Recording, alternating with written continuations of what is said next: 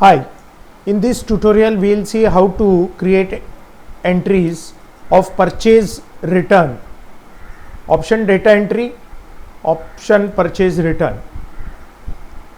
Now let's take an example where you have received a load of 306 cylinders of 14.2 kg. Now of those 306 cylinders, about 2 cylinders are defective and you return those cylinders immediately. However, while making the entry of purchase, you are going to make entry for all 306 cylinders and not for 304 cylinders.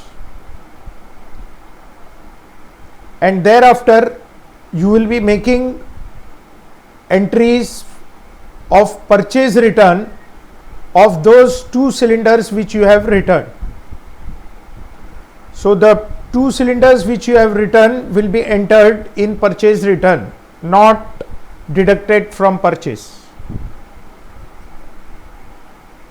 Now we will proceed with the entry. Option new button. Date appears automatically.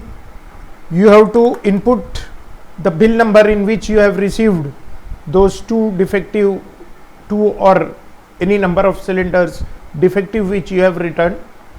You will select the party, that is your principals, which is BPCL, HPCL, IOCL, whatever. You will select the godown as godown and you will select the cylinders, that is 14.2 kg field.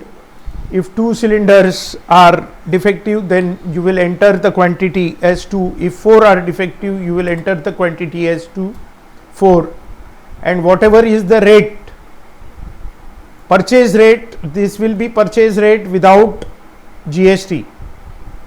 GST is already appearing over here. Let's say the purchase rate is 550 rupees without GST. You will be entering it over here. Enter. So the purchase rate with GST will come automatically and you will save the entry. Well, this is the end of the tutorial of purchase return. Thanks for your time.